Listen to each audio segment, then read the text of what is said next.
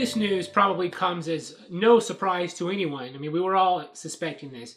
But Bob Iger, the guy who runs Disney, basically all but confirmed, well, he basically did confirm that when, Disney and Marvel get the Fox characters like X-Men and the Fantastic Four and stuff, Kevin Feige is basically going to be in charge of the X-Men. Bob Iger gave an interview to The Hollywood Reporter, I think yesterday or the day before, where he said this. Here's the headline: Disney CEO confirms Marvel Studios' Kevin Feige is taking over the X-Men franchise. And let's get to his quote. I think it only makes sense. I want to be careful here because of what's been communicated to the Fox folks. The Fox people that they'll basically be absorbing into the Disney Marvel company. But I think they know. It only makes sense for Marvel to be supervised by one entity. There shouldn't be two Marvels. The person who was questioning him for the interview followed up, with the question, so Deadpool could become an Avenger?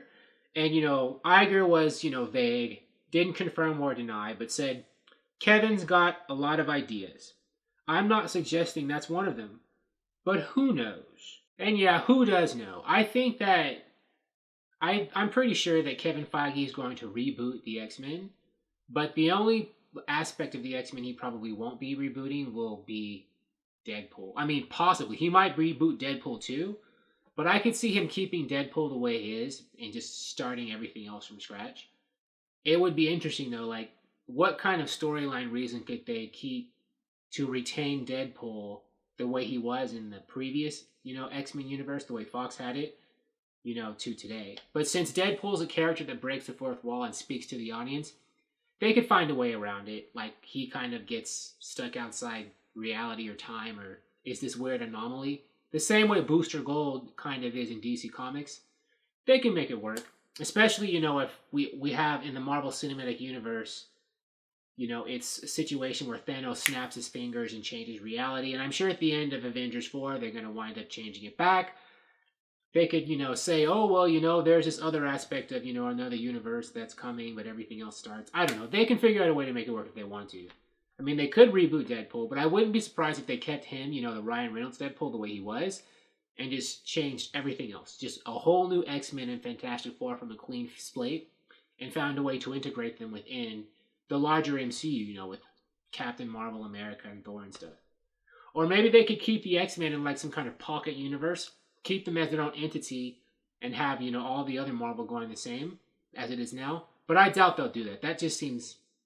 that could be messy and confusing. It's like, why not have them all work together? The fans would love that.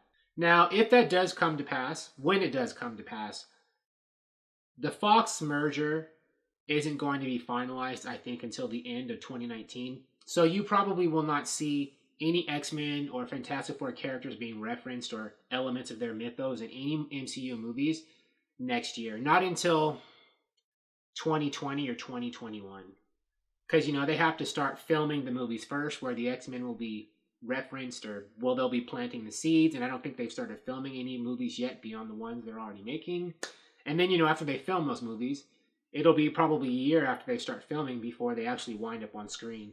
So I'm thinking 2020 or 2021 at the earliest is when we'll see any X-Men or Fantastic Four references in MCU movies. I could be wrong, but, that's when I think, logistically, it would happen. Thank you for watching.